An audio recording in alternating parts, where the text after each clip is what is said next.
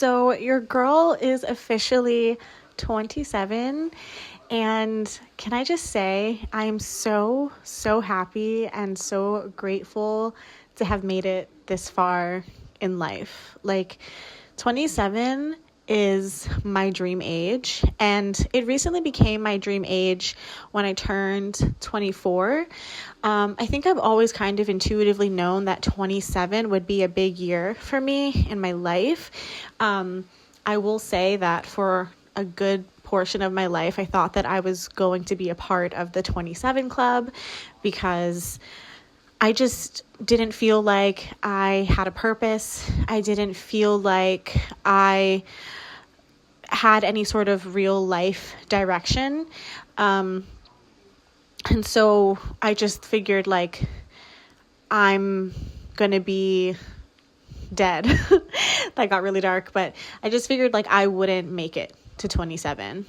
Whenever I would try to dream about my future, I struggled to see past 25, 27. I could maybe dream up to 25 and then things would just go black after that. I didn't know if I wanted to be married. I didn't know if I wanted to have kids. I didn't know what I wanted to do for my career. I didn't know what my life's purpose was. I just spent a lot of my life confused and then angry that I was confused about the direction that I was supposed to be going in and not sure of the direction that I actually wanted to go in. And so if you're 27 or, if you just turned whatever age, I want to just say I'm so proud of you for making it this far, because I'm not going to sit here and be like life isn't easy, because I do think that perspective is everything, but life comes with its challenges and it comes with its hardships. And there have been a lot of moments in my life, transparently, where I've wanted to give up. And I'm so grateful that I didn't. And so this video isn't just for y'all. It's also for myself, and to document all the things that I've learned, to remind myself of how far I've come. If there are certain moments in the future where I find myself back in a dark place, I'll be able to look at this and be like, that's you. And you were able to make it that far, and so you can keep going forward and trust that everything will be okay. So yeah, I want to share with you guys everything that I've learned in these past 27 years of life, just through living and experiencing, loving, losing, all the things. So I hope that you take something positive away from this video. And for those of you who may be struggling to keep going, for those of you who are struggling to see the light at the end of the tunnel,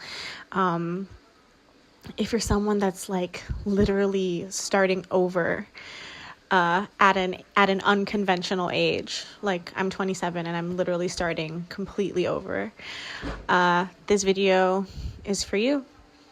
The first thing I've learned: choosing yourself may not be easy, but it's necessary. As someone who has spent a majority of her life people pleasing and putting the needs and the desires of other people over the way that she saw herself, as someone who has denied the things that I wanted and needed in order to keep the peace, in order to make myself more palatable for others, as someone who has shrunk herself to the point that she lost who she was many times in her life.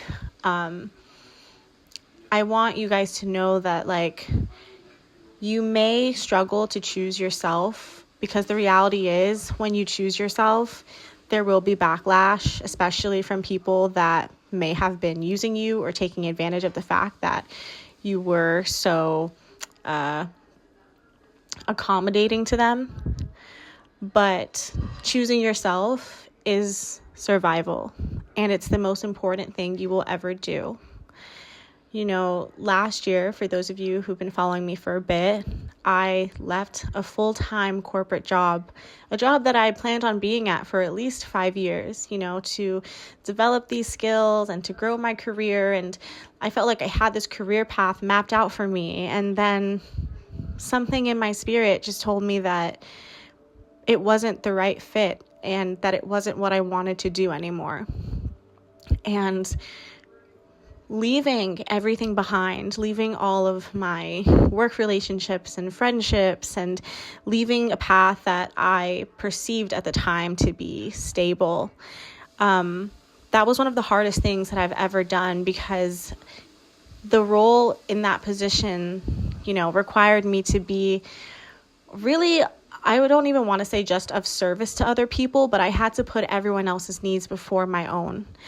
And that's a role that I have played in my personal life as well, outside of my professional life. And so leaving that job really taught me that even though it's scary to choose yourself, you have to, because otherwise you'll feel like you're dying. You're not living when you're living in autopilot. You're not actually alive. You're not actually experiencing the human experience. And a big part of life is choosing yourself over and over and over again. And that's where that clarity comes in. Clarity about your purpose, clarity about what you're meant to do on this earth, who you want to be. That comes through making hard decisions and choosing yourself. And it's the most rewarding thing that I've ever done. Okay. Why do I feel like I'm going to cry? Number 2, your value isn't based in how much you give or produce or how much money you make. So I think many of us have experienced burnout. And I think that on a deeper level, burnout stems from feeling as though either your existence isn't enough as it is, or that you need to give in order to receive. You need to give in order to be loved, to be valued, to be respected, whatever it is you're seeking. I know a lot of women, especially, caretakers as well. Like, so many of us take on the burden of taking care of other people and their needs, right? And many of us think that our value is attached to how much we give, to how much we produce. And that simply isn't the truth. It took me a long time to break free of that mindset. And for a while, I didn't even realize how deep that belief went and where it even stemmed from. You are so valuable and so worthy and deserving of love, regardless of how you show up, regardless of what you give to other people. When you believe that you can't receive unless you give something, that is a mentality of scarcity, and that is not the truth. The truth is you are abundant. The truth is you are worthy of love because you are love. That is your inherent gift as a human being, as a child of God. And scarcity is literally a lie. It's literally deception because it's based in fear and it's based in something that just isn't true. So you don't have to do anything in order to be deserving of the things that you want and desire. You are already more than enough. Okay. Number 3. Your identity isn't in a job, a relationship, or even how you perceive yourself. You are love. We are all love, and anything else is deception. So yeah, this kind of ties into number 2. I've definitely taken on many different identities in my life. I think it's easy for us to attach ourselves to the roles that we take on. So for example, When you speak to people, especially in the West, when you're first meeting them, the first thing they ask you is, what's your name and what's your occupation? It's almost as if what you do for work, how you make your money, is attached to your identity and says something about you as a person. I no longer believe that. I no longer agree with that. And I think that those labels are actually incredibly limiting and can make us trap ourselves into staying in an identity that no longer fits. You know, before I left my full-time corporate job, for most of my life, I played the role of a mediator, you know, whether it was at home, whether it was in friendships. I was always the person that was giving people advice, helping people overcome their problems. And it made me feel, you know, special for a while. It made me feel like I was important because people would come to me with their problems, right? And then over time, as I worked in this job, which basically reflected what, you know, the role that I took on in my personal life, I realized at a certain point that I no longer wanted to do that. I no longer wanted to be the one who had to carry everyone else's burdens, who had to be the mediator, who always had to resolve the conflict. I wanted to be more because I had other interests. I had other skills I wanted to learn and develop. And I struggled with this and I felt really guilty about it for a while because I had built this identity that was so attached to being people's therapist that when I wanted to remove myself from that completely, when I wanted to choose something different that felt more aligned with me, my true self, I felt a lot of guilt about leaving that identity behind. But the issue was I attached an identity to a role that I was partaking in, and those two are not meant to be attached. Those two aren't the same thing. You know, I'm so much more than what my job title is. I'm so much more than being a girlfriend or, you know, a mom one day. Like, I'm so much more than that. And I think when we attach our identity to these things, these roles, it makes it harder to move on. It makes it harder to allow yourself to change your mind and to choose differently and to grow. It slows down the process.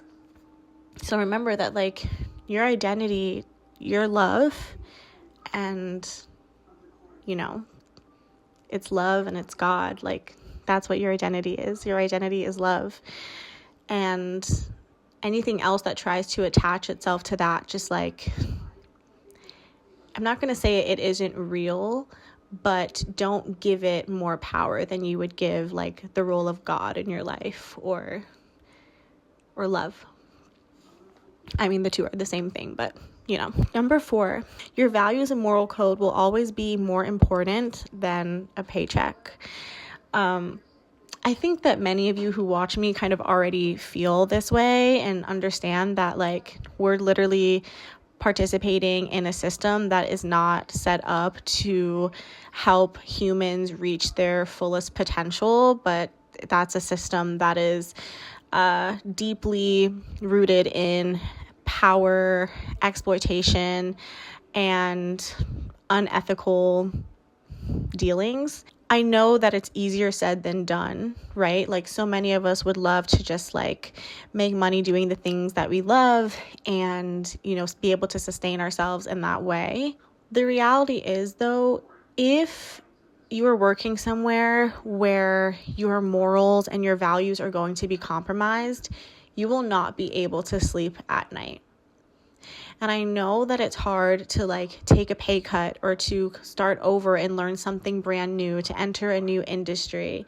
But you will feel so much better about yourself than if you stay somewhere where you feel like you're compromising on the most important things about you, which are your beliefs. 5, you are only hurting yourself by holding on to anger. Forgive them. So forgiveness was a big lesson that I learned in the last year, 2 years really. I forgave a lot of people, you know, people that I didn't even realize that I had a problem with on a conscious level, but subconsciously, things that happened in my childhood, memories that scarred me, words that were said, ways I felt excluded, ways I felt undermined and belittled. I had to sort through a lot of that and find a way to forgive everyone that I felt hurt me. And it wasn't easy. And I know that there are certain things that to many of us feel unforgivable, and a lot of us are afraid to look like a fool. Because it's like, oh, if this person cheats on you or this person disrespected you, you need to stand your ground and have some balls and stand up for yourself and not forgive them. But I don't think that forgiveness is weakness. You can forgive and still have boundaries. You can forgive and it not be because of the other person, but you can forgive for your own peace of mind and for your own mental health. And forgiveness, ultimately, it's not just a one-time thing.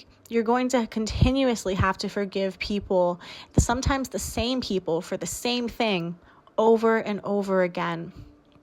When I refused to forgive someone that hurt me and I held on to it, I noticed how it made my heart cold and jaded and untrusting.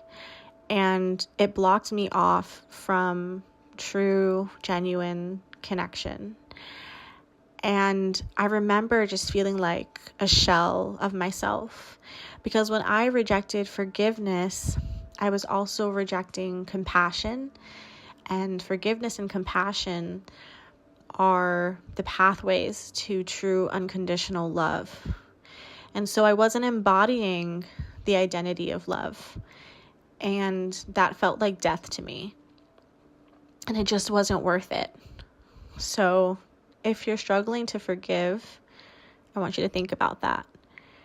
You will have so much more peace in your life and so much more understanding and empathy and compassion if you allow yourself to try and to take your time with it. It's so worth it, I promise. Okay. Number 6. Forgiveness is the key to true love. Well, I already said that, so next one. Number 7. As difficult as this may be to accept, you have played a role in your own misery. This truth isn't something to hide away from, but to embrace, for it is a reminder of your agency, your inner power, and your role in your own life. So, like I mentioned earlier, life can be filled with hardships and difficult moments, and a lot of those experiences will make you want to throw in the towel and just be done and look up at the sky and ask God why. And while those moments, those really painful moments, can leave an impact and can, traumatize us to some degree, the reality is most of the things that happen in our lives are of our own doing, whether that's a mindset that we have or something physical. What I mean by that is if you walk around believing that the world is out to get you, that will be reflected to you in your reality, because your mind is incredibly powerful. You ever notice how, so you might be going on a walk in the park and you're like, oh my God, imagine if I saw a raccoon right now. And then 5 minutes later, one appears. And you're like, oh my God, I was just thinking that. That's crazy. It just happened after I said that. I know everyone thinks it's like, oh, it's a sign, it's a coincidence. No, that's the power of your mind. If you genuinely believe in something, it will be your reality. Now, the timeline, 2 different things, but that is just the truth. So, I also want to say, I've been there. I used to be a victim. I used to play victim, not realizing it, obviously, but I remember just feeling like my life is horrible. My life is miserable. I don't want to be here. I hate everything in my reality. And then one day, I decided to do something about it because I felt like I was dying. And so that pain, I actually used it to fuel me and motivate me to change. And when I made a change that I didn't realize would lead to a series of more changes, I realized, oh, light bulb, I have the power to change my circumstances, and I have the power to change my reality. And the only one that's making me feel trapped or lost or scared is me. Now, obviously, there are certain extenuating circumstances that are outside of our control, okay? But what I will say is your perspective and how you look at things is everything. And it will change the trajectory of your life. So feed your mind good things. Align yourself with love. And I'm not going to say positivity, but align yourself with love and grace and compassion. Because there's always another way of looking at something. You are never truly trapped. Your mind will trick you into believing this. Don't. Change may come with pain and sacrifice, but understand that you are trading in complacency for something much greater, a life that is truly aligned with you. You are never trapped in your circumstances. There's always a way out. And the number one thing you have to remember is it's faith. It's faith that's going to help you overcome it. It's faith and trusting in God and trusting in your own power and believing that you can change your circumstances. That is what is going to help you. That is what is going to help you move forward and continue to grow in this life. I had to learn that I wasn't trapped, and I used to blame my job. I used to blame my relationship. I used to blame everything outside of myself for why I was miserable, why I was unhappy in my life. But then I realized that it was my belief. It was the negative beliefs I held about the world that I lived in, about the jobs I was a part of, about the people I was with. That's what made me feel the way I did. You're not trapped. You never were. Number 9, hyper-independence is rooted in survival. You are human. We are natural social beings, and it's okay to ask for help. It's okay to lean on others. So, I grew up with a single mom, and so I watched my mom be hyper-independent, and that watching my mom live through that experience naturally affected me. It informed the way that I navigated my life, my relationships. I was always kind of removed. I was avoidant, terrified of intimacy, very, very distrustful. Never really felt safe to open up in a deeper way to people. And because of that, it made me feel like no one truly knew me. And that kind of goes back to me. I never really gave anyone the chance to truly know me. I want to say maybe 2 people in my life, well, right now 4, really know me. Other than that, I had a lot of superficial relationships, and I would just focus on other people and their problems and never really go into my own stuff. Or if I would talk about my problems, I would just talk about superficial things that didn't really matter to me, that I had already figured out, but I would just try to look for things to say to fill silence. But I never really got to the root of where my pain was coming from. I never shared that with other people. And so being hyper independent and believing that you have to do this alone, you have to struggle to survive, you can't ask for help or else it's weakness, or you can't trust anyone because you'll be betrayed. That is a mindset of scarcity. And you are living in survival mode. When you open yourself up and allow yourself to trust in the goodness of other humans, and you become that yourself, the world and the opportunities that will come your way, it's amazing. Your whole world will open up and you will see the beauty of love. You will see the beauty and the power in community, the importance of your network, the importance of having friends that love you and know you and can recenter you when you feel like you're spiraling, a partner who believes in you and supports you and wants to see you succeed and grow and become the best version of yourself. All of those things are possible. You can be successful in many ways, and asking for help and sharing in, the pain and the joy with other people, like that's what life is about. That's what makes life truly meaningful, that connection. And when you're operating from this space of survival, it's the most isolating space you can be in. And it's unsustainable because you can't do it all. You can't do it all, and you can't do it all by yourself.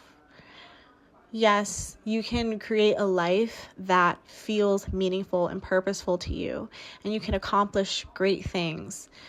But without community, it's going to be really hard and a lot less fulfilling. Number 10, your network is your net worth. Invest in your relationships just as much as you do your career.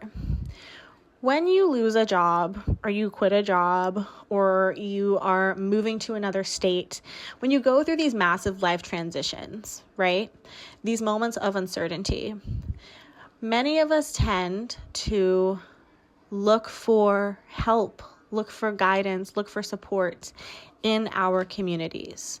But it's going to be really hard to have a strong community if you are not investing in your relationships, even when things are going well in your life, in your career, right? There's a lot of talk online about inconveniencing your friends. And I agree that it's okay to inconvenience your friends, because true friendship, when someone asks you for help, or someone, needs a shoulder to cry on, or whatever it is, if it's an inconvenience to that friend, then that isn't a friend. We tend to emphasize our jobs as this main source of stability. And I understand that, when it comes to money, when it comes to being able to support ourselves financially. But it's the power of your community and having people to lean on. That is true abundance. Okay. And that is only that is just such a huge example of the power of God. When I left my job last year, I was able to travel to North Carolina, and I didn't have a lot in savings. One of my best friends drove me all the way to North Carolina for free, let me stay in her family's house for free. I got sick, and I had to stay in an Airbnb that I didn't have to pay for. Then I traveled to visit my family in Georgia. Ticket I didn't have to pay for. I got there, and I was fed food that I didn't have to pay for. And so that really demonstrated to me the power of relationships, and really making sure that your relationships are rooted in love and reciprocal support, showing up for people, being there for people, especially if it's inconvenient, because I didn't have a job for all those months. And the only thing that kept me going, aside from God, was the people in my life and how God was working through those people in my life to help me in a time of need. And I know that one of the reasons that all of those people helped me in a time of need is because for years I had been there for them when they needed me. So your relationships are the most important thing in your life. Number 11, healing doesn't always need to take place in isolation. You should be able to lean on your community in times of hardship. If you can't, then you should reassess these relationships. I think I already covered this in the idea of allowing yourself to inconvenience your friends. But the first part about healing doesn't always need to take place in isolation. I like to call myself a bedroom kid, where I was one of those kids that I always had my door shut. It was just, a few personal reasons, but I grew up in a household that wasn't very peaceful. And so I had to just kind of create a sanctuary within my own space and be surrounded by my own energy. And so my room was like my safe haven. It was the only place in the house that I felt safe enough to be myself, to experience joy, and where I didn't have to give anything to anybody. And so while that was powerful and it showed me my capacity for healing myself, over time, as I've gotten older, I realized that a lot of people actually rely on their friends and family when they're going through things. And that's always been something that's really hard for me. I'm that friend that when you reach out and I could be going through so much, I'll just be like, hey, I'm good. And I think part of that had to do with the fact that I didn't like putting my stuff onto other people. And it took some time to realize that I basically was telling myself that I was an inconvenience to other people and assuming that having problems and being a human was an inconvenience, and that people wouldn't want to be my friend if they really knew what I was going through. I had also taken on this role in friendships where, again, I was like the therapist and I was the one just giving people advice. And so I kind of felt like because I showed up as this strong friend, no one ever really asked and really meant, how are you? What are you going through? They were so used to me solving their problems, but they wouldn't ask about mine. And because of that, I didn't feel safe to truly share my problems as well. So there's a lot that went into it. But the point I'm making is it's okay to be vulnerable and to be intimate and to have real, deep, raw conversations about life and your experiences and what you're going through. And you deserve to have a safe space just as much as you provide a safe space for other people. For my healers especially, I get it. Sometimes it's I just want to be with God, right? I just want to be with God and talk to God, and God is my ultimate healer. God is my foundation, and God is my support system. God will get me through it. And I get that need. Trust me. I literally went ghost for months to heal, just to be with God and heal. And sometimes you need to do that when God calls you to do that. But also remember that if you feel ashamed of expressing that you're in need of help or support or love or whatever it is, to your community, to your relationships, then you need to either reassess your relationships with those people or reassess why you feel ashamed of showing up imperfectly, of showing up as maybe not the strong friend, even though being intimate, being vulnerable is incredibly powerful and is probably one of the biggest factors to being a strong person. So I think a lot of it comes down to just reworking your mindset with your beliefs around what it means to be strong. Your ideas about what feels safe to you, why isolation, why avoidance, why that feels safer to you than relying on your community, reassessing your relationship dynamics and maybe establishing something new to where you can be seen, you can take up space in your relationships and not feel bad about it. Number 12, true safety and security is found in God and God alone. God is the foundation always. Anything else is breakable and replaceable. So one of the lessons I learned last year after leaving my job was that I had, in a way, idolized my career.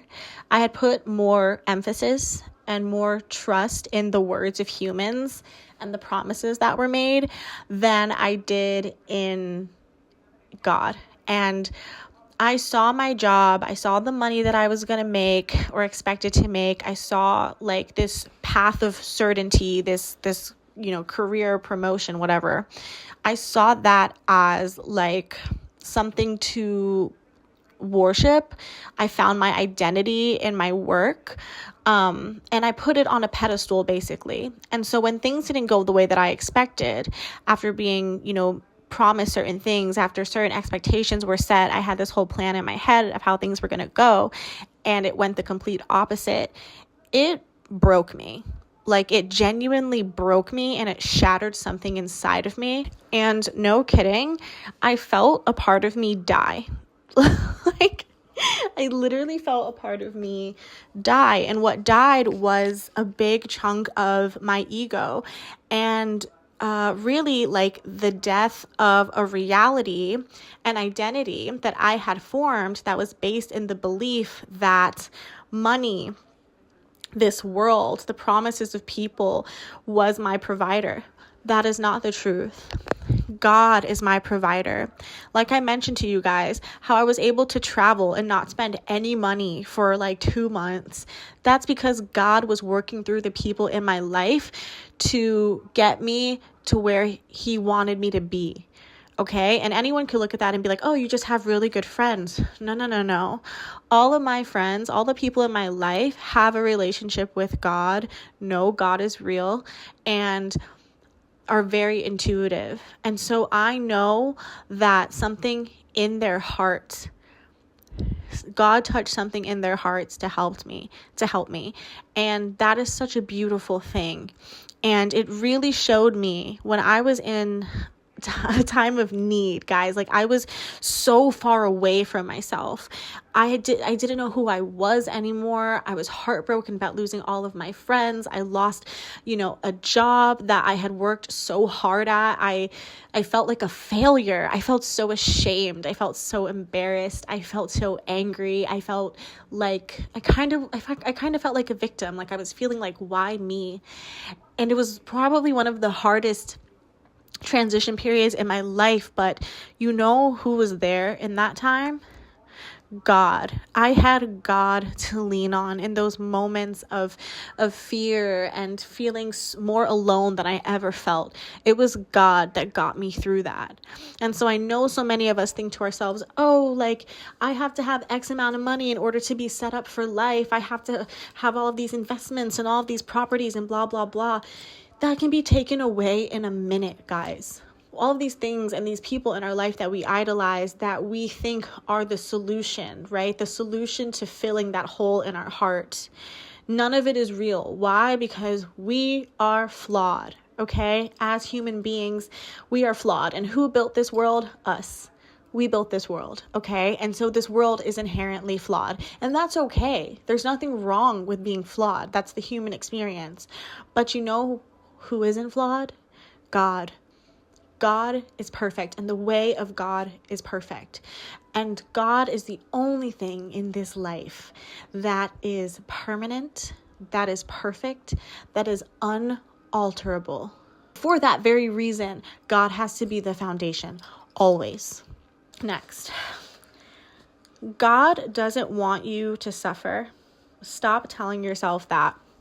This was a big mindset change for me, and honestly, changing my mindset about who God is and what my relationship with God is supposed to look like has completely changed the game and has actually gotten me so much closer and allowed me to feel so much more in tune with God and communing with God. So many of us believe that in order to be successful, in order to be worthy of God's love, we have to suffer. This is going to be controversial, but it's not the truth. You don't need to suffer in order to be loved, in order to be worthy of abundance, in order to be worthy of a good, happy, healthy life. You don't. God wants us to live happy, joyful, beautiful lives. God does not want us to suffer and to be in pain. I don't believe that God punishes us. I genuinely don't believe that. And for years, I kind of felt like I was walking on eggshells when it came to my relationship with God, right? I felt like, if I did something wrong, like if I cursed or if I talked bad about someone behind their back, that like karma was going to get me and I was going to suffer, or I was going to lose out on an opportunity or something like that. That is not the truth. I think, and this is a controversial opinion, whatever, I believe that the power of God exists within us. And so there's the power of God that is within us. And then there is our ego, our human brain, our human ego, right? And we see this reality in two different ways. We can see it with our ego, which is based in perception, which oftentimes is rooted in deception, almost always. And then there is seeing the world with the eyes of God, seeing the world through the eyes of the Holy Spirit. And that is real and that is true. And when you see the world through the lens of the Holy Spirit, you feel it and you know that it's true, right? So understand that if you know that God is love, there's no room for suffering in love. There's no room for suffering in abundance. There is no room for lack in love, right? You are love. You are overflowing love. You are abundant naturally. And yes, we make mistakes, and sometimes we're not the nicest people, and sometimes we do shitty things. God doesn't love you any less because of that, because you are an extension of him. You are him. God is in you, right? And the power of God exists within you. You're able to access God whenever you want to. And so to think that God will just reject you and suddenly decide to pull his love away from you because you've done something wrong, because you've sinned, which I don't believe sin is a real thing, you're making God seem like a villain when he's not. God is a loving father. I don't even want to say father because I don't even think God has a gender. But yeah, you don't have to suffer to be worthy of God's love. Tell yourself that God wants you to be happy. Tell yourself that God wants you to experience true joy and abundance and to live a life rooted in love and purpose, because that is what God wants. It is. So, to each their own, but I don't believe God wants you to suffer. I don't believe that.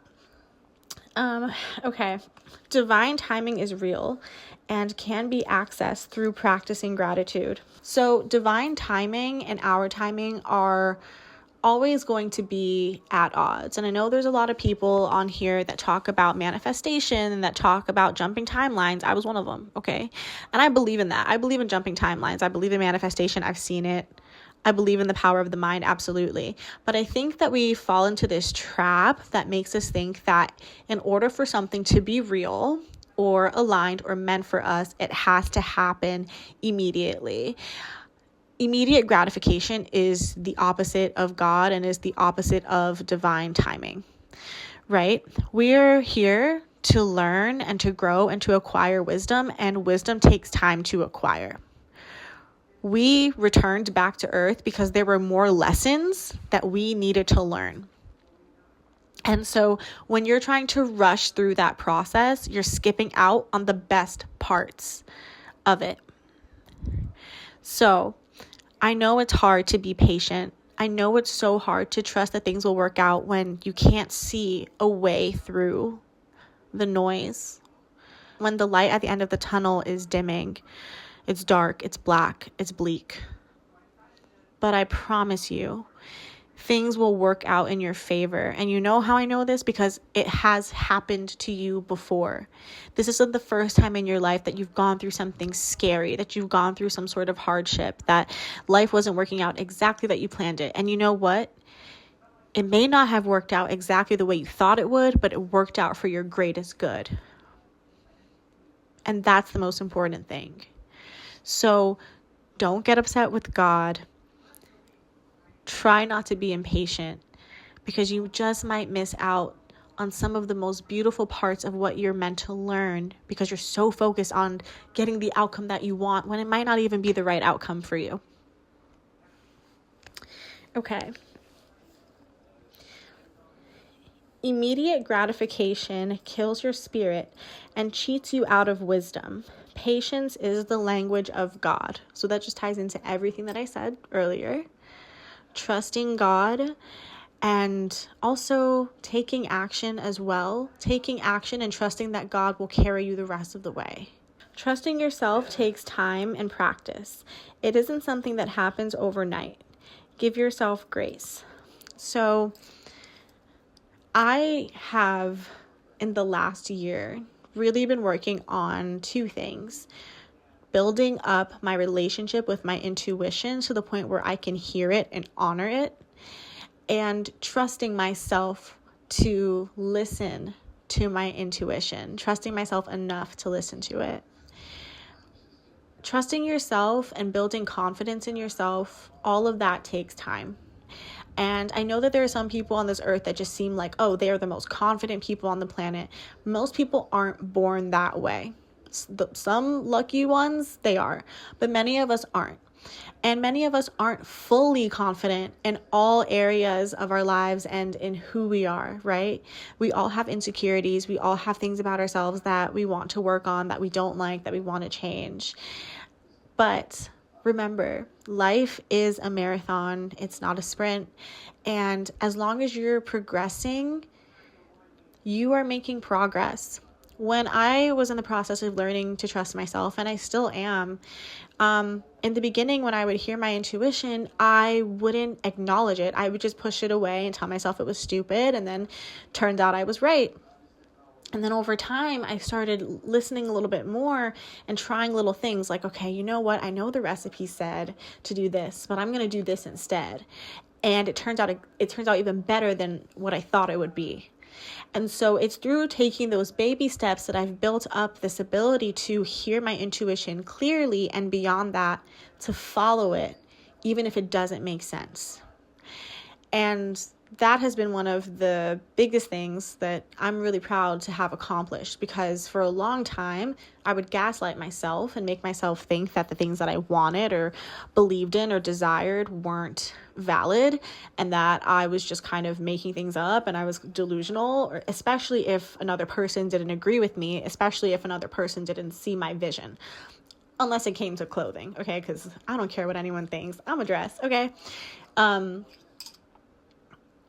But I'm now realizing that, like, as long as I trust what I'm doing, like, I'm willing to handle the consequences, whatever they are. But at least I honored myself, and at least I honored what my intuition was telling me. You are never truly alone, even when it feels like it. God is always with you. Your feelings are important, but they do not always point to something true. Learn to discern the difference. So your feelings are important and your feelings are valid. And I do think that your feelings can guide you towards the truth. But your feelings do not always guide you towards the truth, right? It's very hit or miss. So the way that we feel, right, and processing those emotions and getting to the root of those emotions is really important. But acting out of emotion isn't always going to lead to the outcome that you desire, and isn't always the right way to handle a situation. Our feelings can be incredibly deceptive, right? Because there's a feeling where you know that something is true, and then there's a feeling that tricks you into thinking that it's true, when really it's based in ego. And the best way to discern between what feelings are guiding you towards truth and what feelings are of the ego is to ask yourself if what you're thinking, what you're feeling, if it aligns with love and if it aligns with the true nature of God. And if it doesn't, then it's from your ego, and you have to work through breaking that down. All that glitters isn't gold. It's a blessing to see the opportunity or the potential in everything, but always pray for wisdom and the vision of God for clarity and guidance. People will promise you the world in order to get what they want from you. And that's not everybody, but there are a lot of people in this world that will do that. Companies will do that. Friends who want something from you will do that. People will make promises and they will fall through. and it may not work out the way that you expected it to, and it may really hurt you. Humans are capable of doing some real damage to each other. But that's why we pray to God for wisdom. That's why we pray to God for discernment, especially in these times where we're on social media and we're seeing the highlight reels of everyone's life and not the true nitty-gritty of what's happening behind the scenes.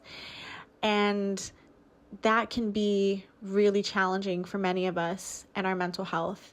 The best way to discern if something is true is to ask for God's guidance and to ask to see with the eyes of God.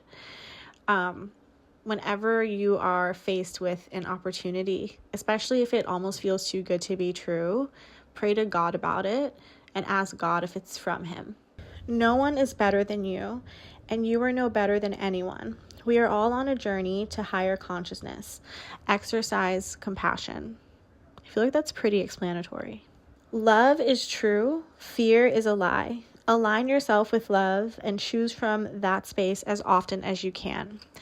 It isn't always easy to be a loving, compassionate, high vibe person. Like, let's just be real about that. People make it seem like it's just a walk in the park. It's not.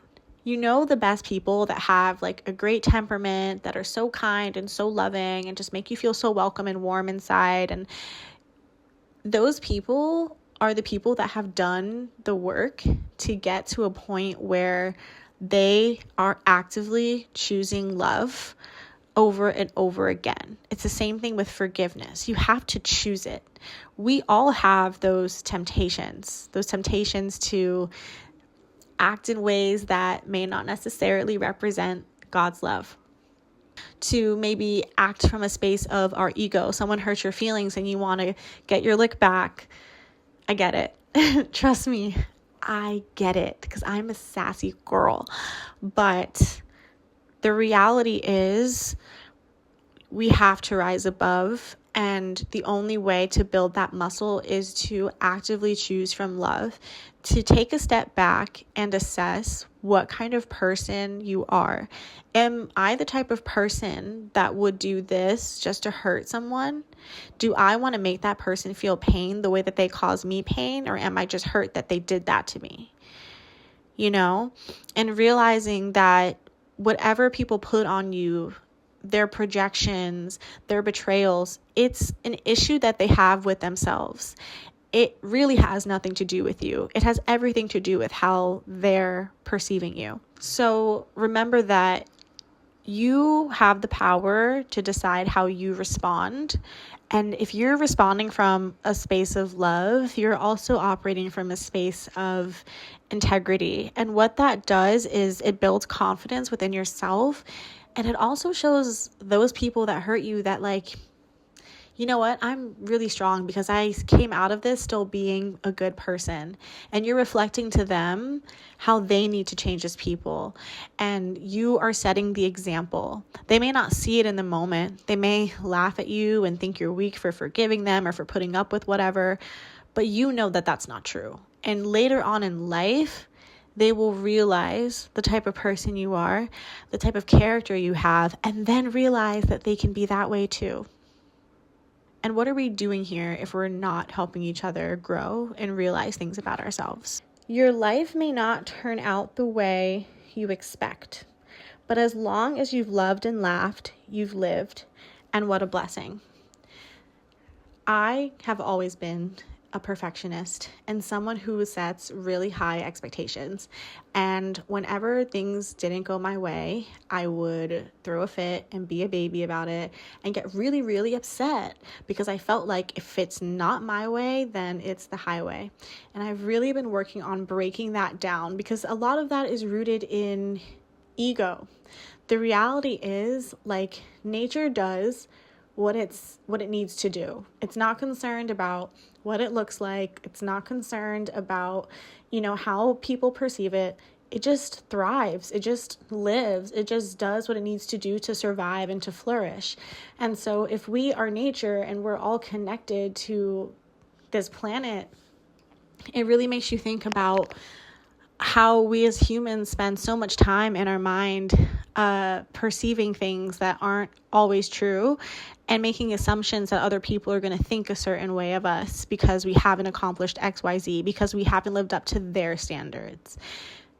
Your life may not turn out the way that you expected it to, but it will always turn out the way that it's meant to for your highest good, as long as you believe that things are happening in your life for your highest good.